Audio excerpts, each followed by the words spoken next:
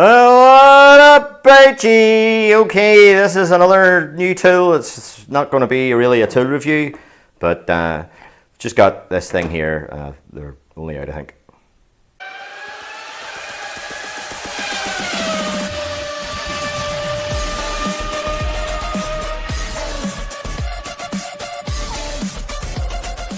So I was never a big fan of these wee boys here as a jump starter, you know. So, you know, all you have to do is look at the size of the leads. What's that, like 4 mil or something? You know, how's that going to output? What's this? 1200 amps. Volcano 1200 it's called. So, but I got this one that I'm going to try it out and test it out. So I've never had one of these type of things before. You know, it's just a lithium ion pack in it. And you see cheapo ones on eBay and they are absolute tripe. You're just wasting your money, you know. And then there's the other heavily marketed ones, you know, the popular one, the NoCo one, you know. I've seen a lot of fried ones of them, let's put it that way, you know. But how can that carry 1200 amps? Well, it's 1200 amp peak, you know. Very, very short duty cycle on these things. If you try to start a car and crank, you'll fry this. And there's an idea of the size of it. Mobile phone. In comparison there, that's an old Galaxy S5 I have. Looks like a Betamax videotape. It's fairly compact. All right. It's got, you know, rubberized, and these are made of rubber that you can hardly, they're in so well you can hardly, actually, you need something to pull them out with. You can just about catch it with your fingers, maybe. Yeah. So anyway, that's 2 USB outs, and that's where the that thing there goes into. And yeah, you'll probably see that style in a lot of these things. You know, it's overload protection, reverse polarity protection, charged up with a USB-B. Now, this is not a sponsored video. I bought this myself out of my own money to give it a go, try out. You know, thought it was worthwhile maybe chucking in the boot and make it out of a hole or help you out if you've got a low battery. Handy in the winter. I'm a wee bit out of season for this. Should have bought this about 6 months ago, but I got a good deal in this. I'll just bring you over here, and I've got the website up on the old machine here.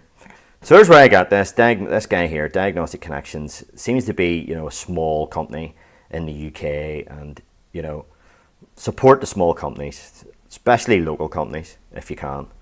And there's that thing there, and there's the price, £70, but that'll be plus VAT. So there's there, and there's a bit of bump about it. Peak current 1200 amps. So as I say, I got a special deal on it there.